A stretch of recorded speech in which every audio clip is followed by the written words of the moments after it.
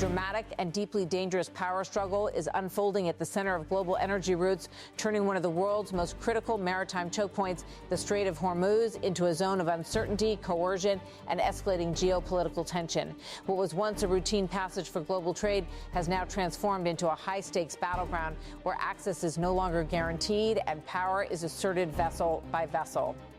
At the heart of this crisis is Iran's growing control over the strait, exercised through its powerful military arm, the Islamic Revolutionary Guard Corps. The situation has intensified following ongoing conflict between Iran, the United States, and Israel, triggering what analysts now describe as one of the most severe disruptions to global energy flows in decades. In a moment that captured global attention, two massive container ships linked to China's state-owned shipping giant attempted to exit the Persian Gulf, but instead of continuing forward, they abruptly reversed course near strategic Iranian-controlled islands. Ship tracking data confirmed what many feared. Even vessels belonging to countries considered neutral or friendly are no longer guaranteed safe passage. Iranian forces quickly followed with a chilling message, reinforcing their control over the waters this morning following the lies of the corrupt U.S. president claiming that the Strait of Hormuz was open. 3 container ships of different nationalities were turned back after a warning from the Iraq Navy, Iranian military statement. The message went even further, drawing a hard geopolitical line across one of the world's busiest trade routes. The movement of any vessel belonging to allies and supporters of the Zionist American enemies is prohibited. Iranian military statement. This was not just a warning, it was a declaration of control. Iran insists the Strait of Hormuz is not completely closed, but selectively open. Officials maintain that nations not directly aligned against Tehran may still pass through, but at sea, the reality is far more unpredictable. Shipping companies now face an entirely new system. Before entering, vessels must submit detailed cargo manifests, ownership records, and crew lists. These are not routine inspections. They are geopolitical screenings. Ships are reportedly being vetted based on their affiliations, trade routes, and even political alignments. Only after clearance are they allowed to pass through a narrow, tightly controlled corridor near Iranian territory, often under direct escort by Iranian naval forces. Some vessels are reportedly paying enormous sums just to secure passage, and even then, there are no guarantees. The consequences have been immediate and severe. Traffic through the Strait of Hormuz has dropped dramatically by more than 90% since the crisis escalated. What was once a steady flow of over 130 ships a day has slowed to a trickle. The strait carries nearly a fifth of the world's oil supply, making it one of the most critical energy arteries on the planet. Now that artery is constricted. Oil prices have surged, shaking global markets and sending shockwaves through economies worldwide. From Asia to Europe, supply chains are under pressure. Countries heavily dependent on Gulf energy, especially India, China, Japan, and South Korea, are facing mounting uncertainty and rising costs. As tensions escalate, the United States has responded with a mix of threats, military buildup, and cautious diplomacy. Donald Trump has issued a clear warning to Iran: reopen the strait or face severe consequences.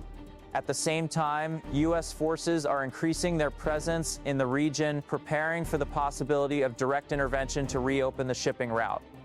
During a public exchange, the tone reflected frustration with allies and shifting priorities. We were there for them, but they were not there for us. Donald Trump, you. As president, did we need them? No. Donald Trump, U.S. president. His remarks underscored growing dissatisfaction with international partners who have hesitated to join efforts to secure the strait.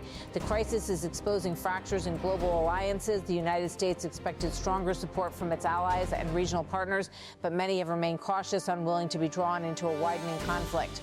This hesitation has complicated efforts to establish a multinational force to secure shipping lanes. Meanwhile, diplomatic channels remain active but fragile. Negotiations are ongoing, but progress remains uncertain. The danger is no longer limited to the Strait of Hormuz. Iran has signaled that any attempt to break its control by force could trigger a broader regional escalation. This includes the potential involvement of allied groups, including Yemen's Houthi forces, who could target shipping routes in the Red Sea, opening a second front in global trade disruption. Analysts warn that such a scenario would not only intensify military conflict, but could also choke another major maritime corridor, compounding the crisis. Perhaps the most powerful insight into this unfolding situation comes from those trapped within it. Crew members aboard commercial vessels describe a reality far removed from official statements.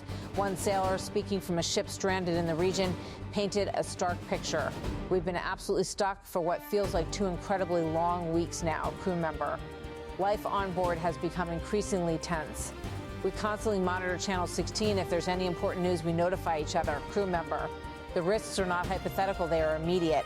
A vessel just 2 nautical miles from my ship was struck in its engine compartment by an Iranian drone. Crew member. Despite the damage, there were no casualties, but the message was clear. No ship is safe. I witness missile launches and hear loud explosions on a daily basis. Crew member. The psychological toll is mounting. I feel like I'm in a very dangerous situation. Crew member. For many sailors, the crisis is not just about geopolitics, it is about survival. Crews are being offered higher wages to operate in the region, with some receiving double pay, but for those already trapped, compensation feels inadequate. The risks I'm undertaking are completely disproportionate to the income, crew member. Meanwhile, fears of further escalation, such as the laying of naval mines, are fueling anxiety. I don't believe the Strait of Hormuz will be reopened anytime soon. Crew member, what is unfolding in the Strait of Hormuz is not just a temporary disruption, it is a transformation. A transformation in how power is exercised. A transformation in how global trade operates. And a transformation in how security is defined in one of the world's most vital corridors. The Strait is no longer simply a passage. It is now a checkpoint, a bargaining chip, a geopolitical weapon. The implications extend far beyond the Middle East. Energy markets are volatile.